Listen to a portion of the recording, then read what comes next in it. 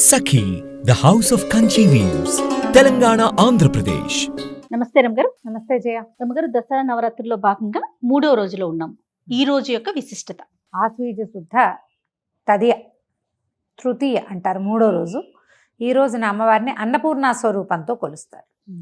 అసలు జీవులు పుట్టేదే అన్నం నుంచి, అంతే కదా. అన్నమే జీవానికి ఆధారం. అయితే అన్నం పరబ్రహ్మ స్వరూపం అని చెప్తాం మనం. మరి ఇక్కడ అమ్మవారు పరబ్రహ్మతోటి కలిసి ఉండేటువంటి అన్న శక్తి. పరబ్రహ్మం భగవంతుడు మనందరినీ సృష్టించాడు. ప్రపంచం మొత్తం, ప్రపంచ శక్తి ఒక స్వరూపం వల్ల వచ్చిందంటే ఆ శక్తి పరమేశ్వరుడు అనుకుందాం. పరమేశ్వరుడే ప్రపంచ శక్తి. అవును. ఆ పరమేశ్వరుడి యొక్క చైతన్యమే ఆద్యశక్తి అమ్మవారు, ప్రకృతి మాతగా చెప్పుకుంటాం. ఇప్పుడు అందులో ఒక్కొక్క స్వరూపం ఒక్కొక్క లాంటిది.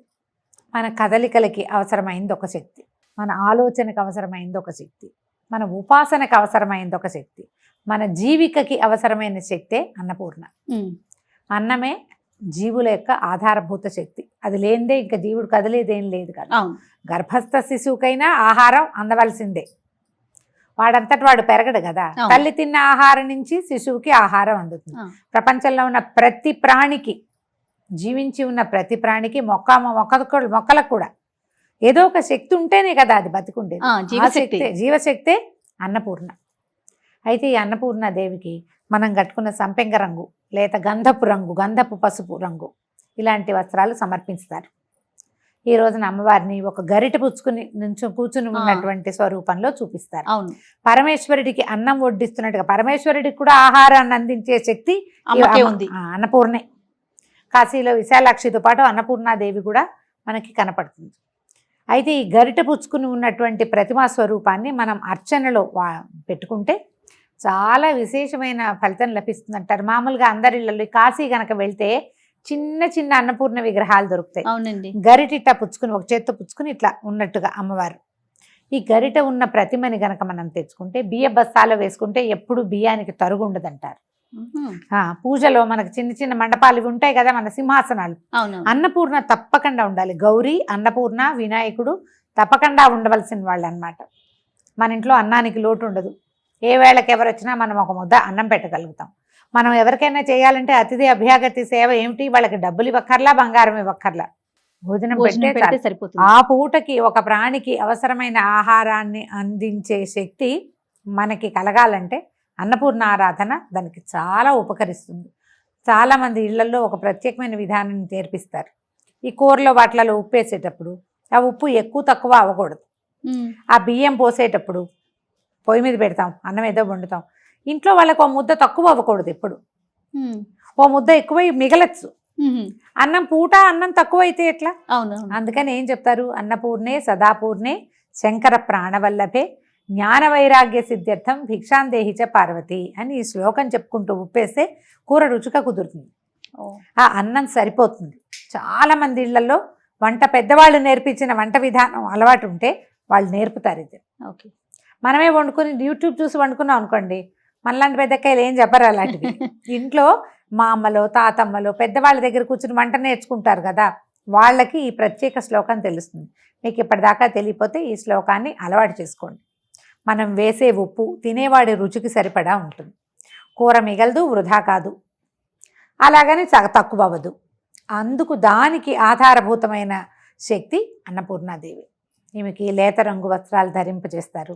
తర్వాత కొబ్బరన్నం ఒకచోట, తర్వాత పెరుగన్నం ఒకచోట, అల్లపు గారెలు ఒకచోట ఇట్లా నివేదన చేస్తారు. అమ్మవారు కమ్మని ఆహారాన్ని అందిస్తుంది కాబట్టి ఎక్కువ కారం లేని పదార్థాలని అమ్మవారికి అన్నపూర్ణాదేవికి నైవేద్యం పెడతారు. అన్నపూర్ణ వ్యాసుడికే వరం ఇచ్చిన తల్లిగా చెప్తారు. ఒకసారి వ్యాసుడట చాలా మంది శిష్యులతోటి కాశీనగరానికి చేరుకున్నాడు. ఆయనకి భిక్ష లభించలే. ఈయన వ్యాసుడు కానీ అప్పట్లో ఋషులు మునులు వీళ్ళంతా శిష్యులతో వాళ్ళతో వెళ్తే భిక్షాటన చేసేవారు. అదే భిక్ష తీసుకోవటం చాలా సహజమైన విషయంగా ఉండేది. కాశీనగరం అంతా భిక్ష లభించేది. అయితే విఘ్నేశ్వరుడు వ్యాస భగవానుణ్ణి పరీక్షించడం కోసం ఆహారం దొరకనివ్వలేదట. మిట్ట మధ్యాహ్నం దాటిపోయేసరికి, అపరాహ్నం దాటితే ఆకలితో భగభగలాడిపోదు. మధ్యాహ్నం ఏదాకా తినకుండా ఉంటే ఆయన పిచ్చి కోపంతో కాశీనగరాన్నే శపించటానికి పూనుకున్నాడట. వ్యాసుడు. ఆ, ఆ, ఆహారం అందకపోతే ప్రాణులు ఏమవుతారమ్మా? అదే కదా విలవెల్లాడిపోతాం. కృష్ణద్వైపాయనుడు ఇన్ని అష్టాదశ పురాణాలు రాసినవాడు, ఉమ్, భగవంతుని యొక్క అంశావతారంగా చెప్పుకుంటాం మనం. విష్ణుమూర్తి అంశంలో వ్యాసుడు కూడా ఒకటి కదా, ఒక అంశాన్ని చెప్పుకుంటాం మనం. అవునండి. అలాంటి వాడే ఆకలి మంటని అణుచుకోలేకపోయాడు. జీవుడికి ఎంత అవసరం మరి ఆహారం, చాలా అవసరం కదా.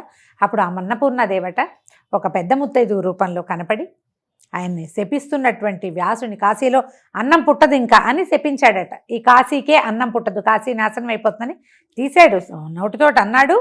ఈ జలం తీసేసరికి ఆవిడ వచ్చి చేయి పట్టుకున్నా, ఇంత పని చేయకూడదు. ఆ, అన్నపూర్ణాదేవి ఆవిడ వచ్చి పెద్ద ముత్తైదు రూపంలో వచ్చి అదే ఆపి ఆయనకి భోజనం పెట్టి ఆయన్ని శాంతపరిచి, నువ్వు ఇలా శపించబోయావు కాబట్టి నువ్వు రోజు కాశీవాసం నీకు లేదు, ఇంకా వారానికి ఒకరోజే వస్తాడు ఆయన. అలాగని కథ చెప్తారు. ఈ వ్యాసుడికే స్వస్వరూపంతో కనపడి అన్నం పెట్టింది ఆవిడ. ఆమెని ఈ రోజున తలుచుకుంటాం మనం నయానా భయానా చెప్పటం అంటారు. ఎప్పుడైనా వింటాం కదా, భయాన్ని చెప్పడం, కోప్పడతాం. కోప్పడేది ఎప్పుడు వస్తుంది? ముందు బాగా చెప్పాక అప్పుడు ఆ నయాన చెప్పటం ఏంటంటే, అన్నం పెట్టి మంచి మాట చెప్పు. ఇప్పుడు ఎవరికైనా ఒక మంచి మాట చెప్పాలి, వాడి మాట వినడు.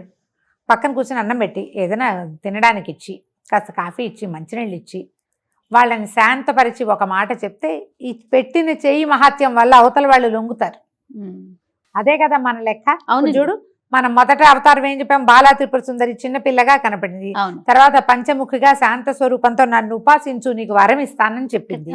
మూడోది అన్నం పెట్టి చెప్తోంది. మూడో స్వరూపంలో భోజనం పెట్టి, నాయనా హాయిగా తిను, కడుపు నిండా ఎందుకు వచ్చిన గొడవ, సర్దుకుని ఉండమని చెప్పడానికి ప్రయత్నం చేసింది. అప్పుడు కూడా వాళ్ళు వినలేదు రాక్షసులు. ఆ లెక్కకి ఇప్పుడు చూడు, మూడో స్వరూపం మనం అన్నపూర్ణ స్వరూపాన్ని కొలుస్తాం. ఈ అన్నపూర్ణాదేవికి అన్నపూర్ణాష్టకం చదువుకోవచ్చు. మనకి స్తోత్ర నిధి యాప్లో అన్నపూర్ణాష్టకం దొరుకుతుంది. అన్నపూర్ణ స్తవం ఒకటి, ఇంకా ఒకటి 2 స్తవాలు చిన్న చిన్నవి దొరుకుతాయి. తర్వాత ఏమో మన అష్టోత్తరం దొరుకుతుంది. అష్టోత్తరం చదువుకుని అమ్మవారికి తెల్లటివి చల్లటివి, అంటే వేడి చేసే పదార్థాలు కాకుండా ఏవైనా మనం నివేదన చేయొచ్చు. రోజువారీ మనం చేసే పెసరపప్పు, వడపప్పు, పానకము, పళ్ళు, పాలు వీటిని నివేదన చేస్తుండే అన్నానికి సంబంధించిన పదార్థాలు పులగం పెట్టచ్చు. తర్వాత ఏమో మన చెప్పాం కదా, పెరుగన్నము, కొబ్బరన్నము, అల్లపు గారెలు కొన్ని ప్రాంతాల్లో చేస్తారు. వీటిని నివేదన చేయటం ఈ అన్నపూర్ణ రోజున విస్తారంగా భోజనం పెట్టే ప్రయత్నం చేసుకుంటే మంచిది. ఎక్కడైనా మనం ఇదంతా చేయలేకపోతాం అనుకోండి, ఇది కుదరదు ఒక్కొక్కసారి. కానీ ఈ అన్నపూర్ణ స్వరూపం ఉన్నటువంటి ఈ తృతీయ నాడు కనుక, తదియ నాడు మనం ఎక్కడైనా అన్నదానానికి ఏర్పాటు చేస్తే చాలా మంచిది. మనకి ఇంట్లో సంతానానికి ఏమైనా సమస్యలున్నా, సంసారంలో ఇబ్బందులున్నా, ఆరోగ్య సమస్యలతో బాధపడే వాళ్ళు అనారోగ్యాలతో బాధపడుతూ ఉంటారు. అవునవును. ఇప్పుడు అనారోగ్యం చాలా సహజమైన విషయంగా ఉంది మనకి కదా. దానికి పరిష్కారాలు కూడా చాలా సులువుగా అయిపోయినాయి కదా రమ్మగారు. అవును, అవునా కదా. ఒకప్పుడుతో మనం చూసుకుంటే ఇది వరకటి కంటే ఇప్పుడు కొంచెం తేలిగ్గా మనకి వైద్యం లభిస్తుంది. ఆ వైద్యాల్లో భాగంగా ఈ రోజున అన్నం పెట్టే వైద్యాన్ని కూడా చేసుకోండి.